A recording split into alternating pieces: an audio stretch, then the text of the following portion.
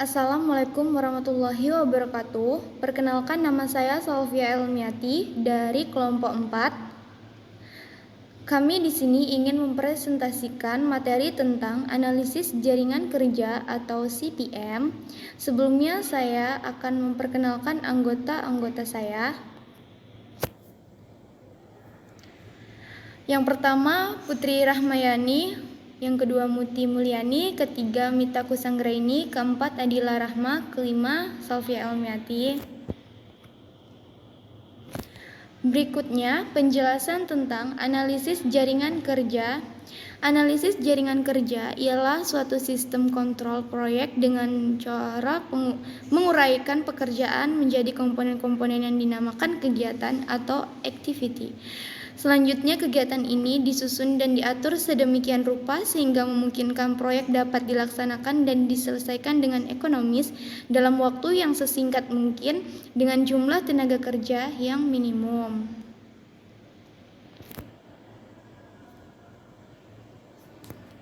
Manfaat analisis jaringan kerja.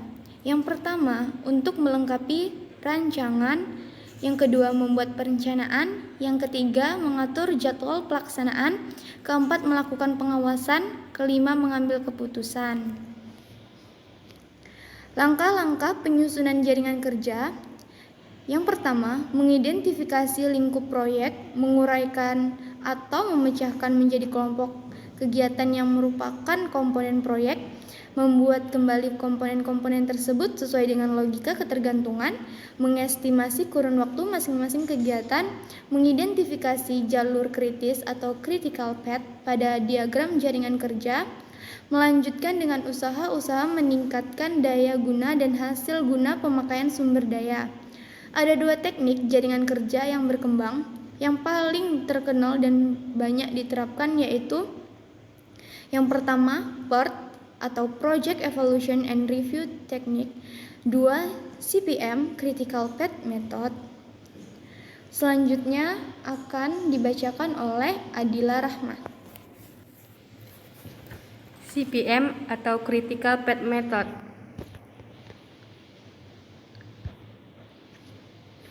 Pengertian CPM, Critical Path Method atau CPM adalah teknik analisa jaringan atau networking dengan menggunakan jalur atau garis edar kritis.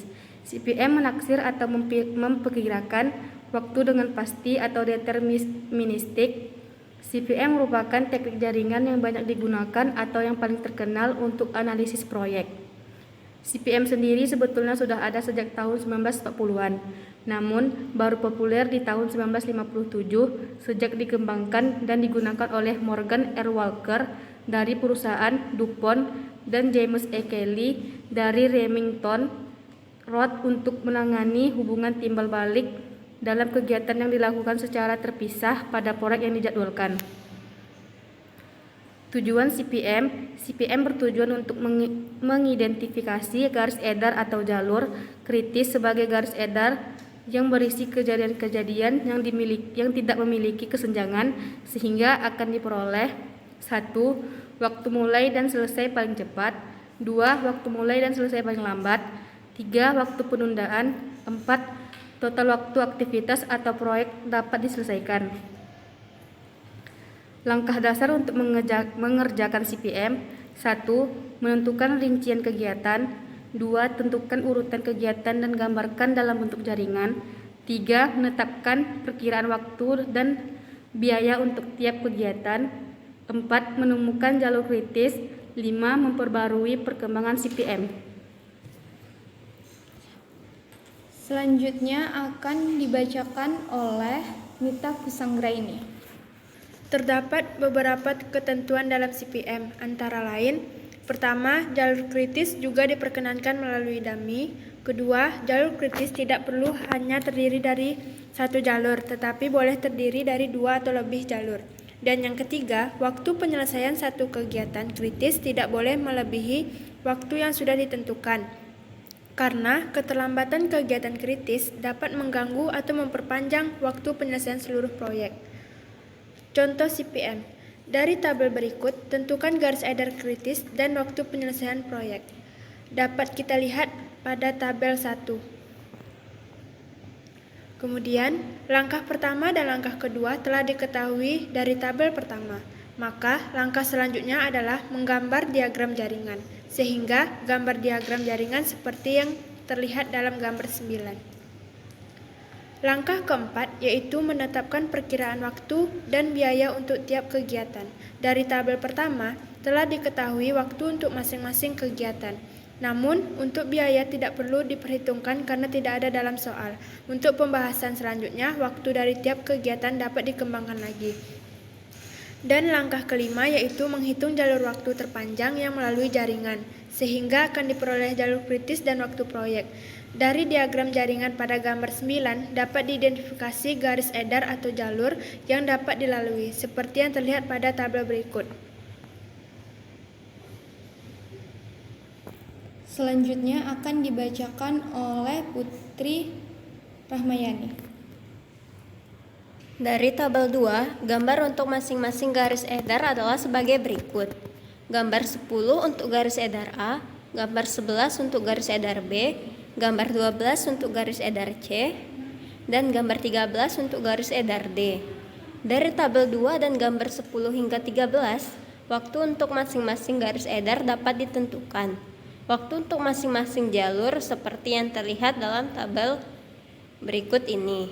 Tabel 3 yaitu waktu untuk masing-masing garis edar. Dari tabel 3 dapat diketahui waktu dari masing-masing garis edar. Untuk menentukan waktu proyek dilihat dari waktu yang terpanjang dari garis edar. Hal ini yang disebut dengan garis edar kritis atau critical path, sehingga waktu proyek dapat ditentukan yaitu 9 bulan. Dengan garis edar kritis yaitu garis edar pada jalur A pada kejadian 1, 2, 3, 4, 6, dan 7. Berdasarkan contoh CPM tadi dapat diambil kesimpulan. Berdasarkan jaringan kerja yang dianalisis, diperoleh kesimpulan bahwa analisis jaringan kerja lebih efisien jika diselesaikan dengan menggunakan metode CPM. Dengan CPM, jumlah waktu yang dibutuhkan untuk menyelesaikan berbagai tahap suatu proyek dianggap diketahui dengan pasti. Demikian pula hubungan antara sumber yang digunakan dan waktu yang diperlukan untuk menyelesaikan proyek. CPM cocok digunakan pada proyek-proyek yang terdiri dari beragam aktivitas atau tugas. Meski begitu, terdapat kelebihan dan kekurangan dari metode yang satu ini. Kelebihan dari CPM adalah 1. Membantu project manager memberikan waktu minimum untuk menyelesaikan proyek. 2. Membantu menetapkan jadwal dan menyesuaikan sumber daya yang diperlukan. 3. Membantu membuat prioritas tugas. 4. Menghindari hilangnya fokus dalam mengerjakan banyak tugas dalam proyek. 5. Mendapat gambaran kegiatan yang dapat berjalan paralel satu sama lain. 6. Mengidentifikasi elemen paling penting dalam proyek. Dan 7. Membantu menentukan cara mencapai tujuan. Selanjutnya akan dibacakan oleh Muti Mulyani. CPM juga memiliki kekurangan diantaranya pertama tidak terlalu efektif bila proyek terlalu besar dan kompleks. Kedua, kurang cocok diterapkan bila banyak improvisasi dalam proyek. Ketiga, dalam beberapa proyek mengidentifikasi jalur mana yang paling kritis mungkin akan terasa sulit. Keempat, CPM diterapkan dengan asumsi bahwa kamu mengetahui waktu pasti yang dibutuhkan oleh setiap aktivitas dalam proyek. Namun dalam praktiknya kadang tidak semudah itu. Kemudian penjadwalan kejadian. Seperti yang telah dibahas sebelumnya, waktu untuk masing-masing kejadian dapat dikembangkan lebih lanjut, sehingga diperoleh waktu mulai dan waktu selesai untuk setiap kejadian. Dalam hal ini digunakan dua pendekatan matematis yang disebut to pass, terdiri atas forward pass dan backward pass, untuk menentukan jadwal waktu untuk tiap kejadian. Dari hasil perhitungan tersebut akan diperoleh 1. Waktu mulai terdahulu atau earliest start ES. Kedua, waktu selesai terdahulu earliest finish atau EF. Ketiga, waktu mulai terakhir latest start atau LS. Keempat, waktu selesai terakhir atau latest finish atau LF. ES dan EF ditentukan selama forward pass. LS dan LF ditentukan selama backward pass. Forward pass secara umum ES dan EF untuk kejadian IJ dihitung berdasarkan hubungan matematis berikut. Selanjutnya, backward pass secara umum LS dan LF untuk kejadian IJ dihitung berdasarkan hubungan matematis berikut. Nah, minimal LSJ adalah waktu mulai paling lambat minimal untuk setiap kejadian yang meninggalkan simpul J. Untuk perhitungan backward pass dimulai dari akhir jaringan atau kejadian paling terakhir.